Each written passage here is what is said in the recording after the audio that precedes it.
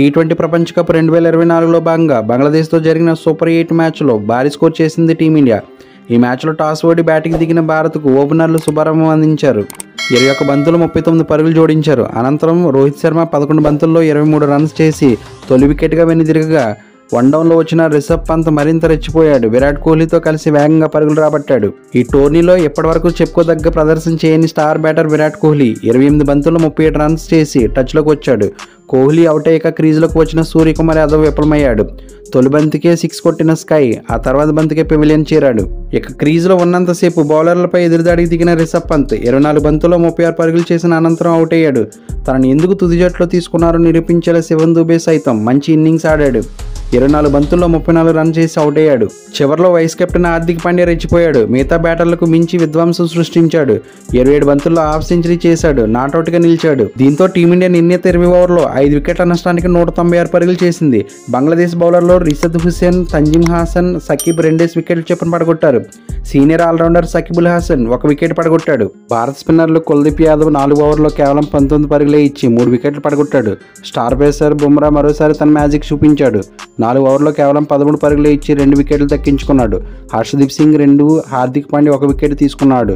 దీంతో 197 పరుగుల భారీ లక్ష్య ఛేదనలో 146 పరుగులకే బంగ్లాదేశ్ పరిమితమైంది. భారీ టార్గెట్ చేజింగ్లో బంగ్లాదేశ్ మొదటి నుంచి చతికిలపడింది.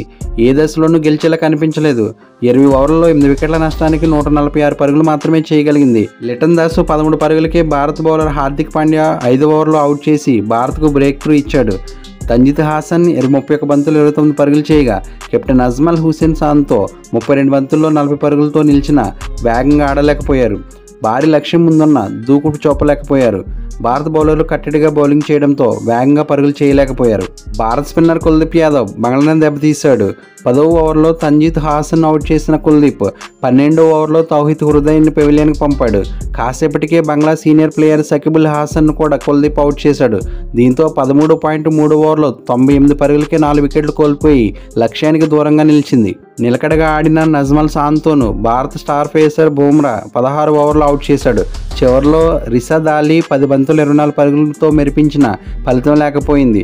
ఆ తర్వాత మిగిలిన బ్యాటర్లు ప్రభావం చూపలేకపోయారు. దీంతో టీమిండియా మరోసారి ఆల్రౌండ్ ప్రదర్శనతో దుమ్మురేపింది. టీ20 ప్రపంచ కప్ మెగా టోర్నీలో అజేయతను కొనసాగించింది. టీ20 ప్రపంచ కప్ సూపర్ 8 గ్రూప్ 1 మ్యాచ్లో భారత్ 50 పరుగుల తేడాతో బంగ్లాపై అలవోకగా గెలిచింది. సూపర్ 8లోనూ వరుసగా 2వ విజయంతో సెమీఫైనల్కి చేరువైంది. ఫ్రెండ్స్, ఈ వీడియో మీకు నచ్చితే లైక్ చేయండి. మీ ఫ్రెండ్స్ అండ్ ఫ్యామిలీ మెంబర్స్కి షేర్ చేయండి. ముఖ్యంగా ఈ ఛానల్ సబ్స్క్రైబ్ చేసుకుని బెల్ ఐకాన్ యాక్టివేట్ చేసుకుంటే నేను పోస్ట్ చేసే నెక్స్ట్ వీడియో మీకు నోటిఫికేషన్ వస్తుంది.